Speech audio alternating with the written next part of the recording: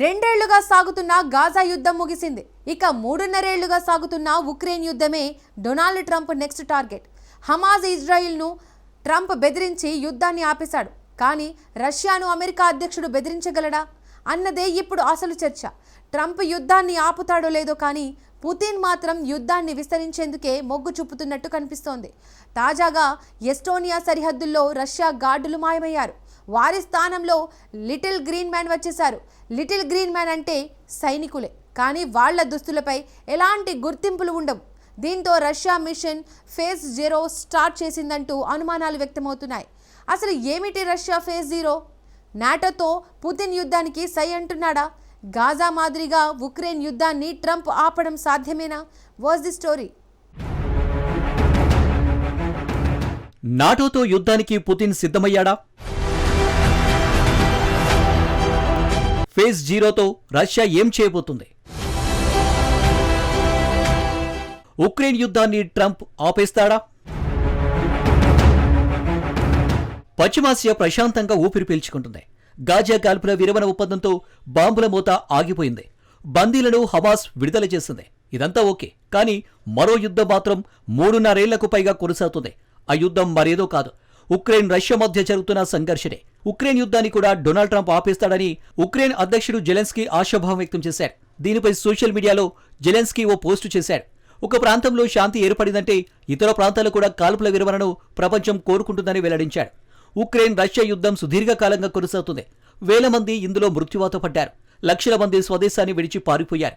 చాలా వరకు తూర్పు దక్షిణ ఉక్రెయిన్ ప్రాంతాలు ధ్వంసమయ్యాయి. అయినా యుద్ధం ఇప్పుడప్పుడే ఆగిపోయే సంకేతాలు మాత్రం కనిపించడం లేదు. మరోవైపు యుద్ధం ఇతర ప్రాంతాలకు విస్తరించే ప్రమాద ఘంటికలు మోగుతున్నాయి. ఇప్పటికే ఫేజ్ 0 పేరిట రష్యా కొత్త మిషన్ ప్రారంభించినట్టు నిపుణులు విశ్లేషిస్తున్నారు. ఏమిటి ఫేజ్ 0 అంటే? నాటోతో సంభావ్య యుద్ధానికి రష్యా మిలిటరీ సన్నాహకాలు చేస్తుంది. దీన్నే ఫేజ్ 0గా మాస్కో పేర్కొంటున్నట్లు నిపుణులు వెల్లడిస్తున్నారు. యుద్ధాల అధ్యయన సంస్థ నివేదిక ప్రకారం ఎస్టోనియా సరిహద్దులోకి రష్యా సైన్యం మోహరించినట్టు తెలుస్తుంది.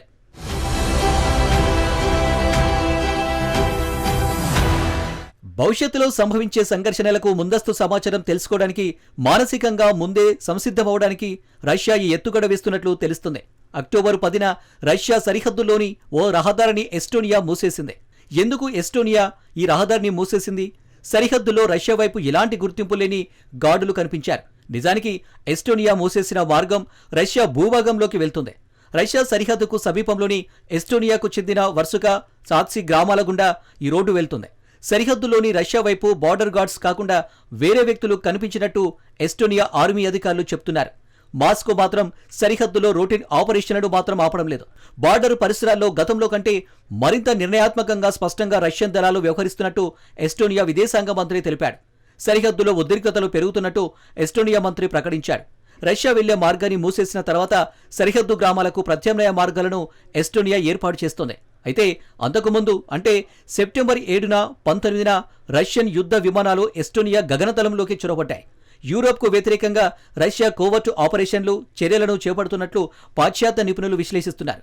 ఈ క్రమంలోనే రష్యా ఫేజ్ 0ను గుర్తించినట్టు వివరిస్తున్నారు.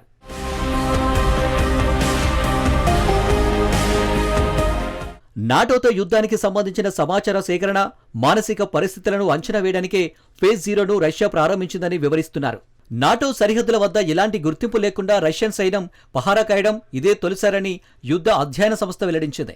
ఈ సైనికులను లిటిల్ గ్రీన్ మెన్ గా రష్యా పిలుస్తున్నట్టు ఆ సంస్థ వివరించింది. మరోవైపు ఉక్రెయిన్ యుద్ధం మాత్రం కొనసాగుతూనే ఉంది. ఒడేసాలోని 5,000 చదరపు మీటర్ల విస్తీర్ణంలో గిడ్డంగిపై రష్యన్ డ్రోన్ చేసింది. ఈ గిడ్డంగిలో టెక్స్టైల్స్ నిల్వలు ఉంటాయి. డ్రోన్ దాడిలో గిడ్డంగి ధ్వంసమైంది. దాడిలో ఓ వ్యక్తి గాయపడ్డాడు. ఓ వాహనం కూడా కాలిపోయింది. అక్కడ మంటలను అదుపు చేయడానికి అగ్నిమాపక సిబ్బంది రాత్రంతా కష్టపడ్డారు. తూర్పు ఉక్రెయిన్లోని పలు రిజియన్లలో రష్యా, ఉక్రెయిన్ దళాలు పరస్పరం కాల్పులకు దిగుతున్నాయి. 24 గంటల్లో ఉక్రెయిన్కు చెందిన 70 డ్రోన్లను కూల్చేశామని రష్యా రక్షణ మంత్రిత్వ శాఖ ప్రకటించింది. అదే సమయంలో 137 ప్రాంతాల్లో ఉక్రెయిన్ చమురు, విద్యుత్ కేంద్రాలపై రష్యా దాడి చేసింది. జపోర్జియాలోని గ్రామాలను తిరిగి స్వాధీనం చేసుకుంటున్నట్లు ఉక్రెయిన్ సైన్యం ప్రకటించింది. అమెరికా నిఘా సమాచారం అందించడంతోనే పలు గ్రామాలను తిరిగి ఉక్రెయిన్ సైన్యం సొంతం చేసుకుంటున్నట్లు తెలుస్తుంది. మరోవైపు రష్యాకు చెందిన చమురు నిల్వ కేంద్రాలను లాంగ్ రేంజ్ వెపన్స్తో ఉక్రెయిన్ టార్గెట్ చేస్తుంది. యుద్ధ అధ్యయన సంస్థ నివేదికపై అటు ఉక్రెయిన్ కానీ ఇటు వాషింగ్టన్ కానీ స్పందించలేదు. మరోవైపు డొనెట్స్క్ రీజియన్లలో పరిస్థితులు మాత్రం భయానకంగా మారాయి. రష్యన్ డ్రోన్లు ఉక్రెయిన్ సైనికులను కలవరానికి గురి చేస్తున్నాయి. స్థానిక ఆసుపత్రులు క్షతగాతులతో కిటకిటలాడుతున్నట్టు నివేదికలు వెల్లడిస్తున్నాయి. అంతేకాకుండా యుద్ధ క్షేత్రం నుంచి గాయపడిన సైనికులను తరలించడం క్లిష్టంగా మారుతున్నట్లు తెలుస్తుంది. గాయపడిన సైనికులు కోలుకోవడానికి కొన్ని వారాలు పడుతున్నట్లు ఆసుపత్రి వర్గాలు వెల్లడిస్తున్నాయి. అడ్వాన్స్డ్ డ్రోన్ టెక్నాలజీ కారణంగా యుద్ధ క్షేత్రంలో పూర్తిగా మార్పులు వచ్చేశాయి. డొనెట్స్క్లోని క్రమతోరుస్క్ పట్టణం శివారు గ్రామాల్లోని ప్రజలను సురక్షిత ప్రాంతాలకు ఉక్రెయిన్ దళాలు తరలిస్తున్నాయి. ఈ ప్రాంతంలో రష్యా భీకర దాడులు చేస్తుంది. యుద్ధ క్షేత్రంలో పరిస్థితులు ఇలా ఉంటే అమెరికా అధ్యక్షుడు డొనాల్డ్ ట్రంప్ మరోసారి రష్యాను బెదిరించేందుకు యత్నించాడు. యుద్ధాన్ని ఆపకపోతే ఉక్రెయిన్కు తోమహాక్ మిస్సైళ్లను ఇచ్చేందుకు వెనకాడమని ప్రకటించారు. ఇజ్రాయెల్ పర్యటనకు వెళ్తూ ట్రంప్ ఈ వ్యాఖ్యలు చేశాడు. తోమహాక్లు ఇప్పుడు యుద్ధ క్షేత్రంలో హాట్ టాపిక్గా మారాయి. తోమహాక్ మిస్సైల్ చాలా ప్రత్యేకమైన, శక్తివంతమైన, ప్రభావవంతమైన మిస్సైల్ అని ట్రంప్ చెప్పారు. ఉక్రెయిన్కు ఇలాంటి ఆయుధాలు సరఫరా చేయడం రష్యాకు అస్సలు మంచిది కాదని అమెరికా అధ్యక్షుడు వివరించారు.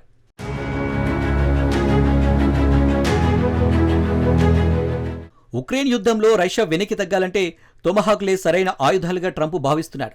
ఇవి యుద్ధంలో ఎటు చూసినా గేమ్ చేంజర్లుగా మారుతాయని నిపుణులు కూడా విశ్లేషిస్తున్నారు. ఇదిలా ఉంటే 2 ఏళ్ల పాటు సాగిన గాజా యుద్ధం ఎట్టకేలకు ముగిసింది. ఈ యుద్ధాన్ని ముగించడంలో అమెరికా అధ్యక్షుడు కీలక పాత్ర పోషించాడు. గాజాలో కాల్పుల విరమణకు 20 పాయింట్ల ప్రణాళికను సిద్ధం చేశారు. ట్రంప్ ఒత్తిడి మేరకు హమాస్, ఇజ్రాయెల్ కాల్పుల విరమణకు అంగీకరించాయి.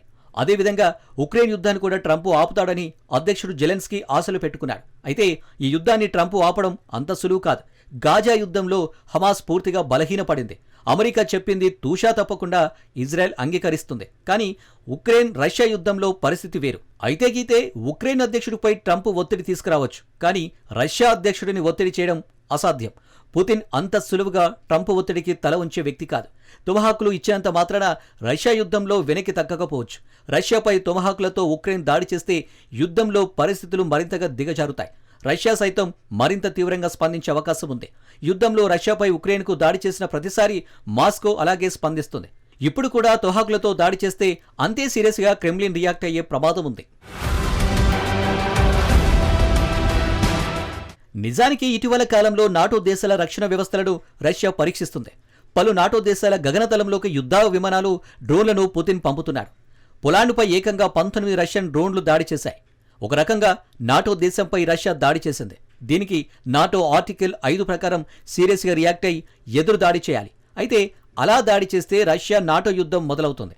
ఇది ప్రపంచ యుద్ధంగా మారే ప్రమాదం ఉంది. అందుకే రష్యా దాడి చేసినా యూరప్ దేశాలు మాత్రం టెన్షన్ పడుతున్నాయే తప్ప ఎదురు దాడికి దిగడం లేదు. ఇదే పుతిన్కు అడ్వాంటేజ్గా మారుతుంది.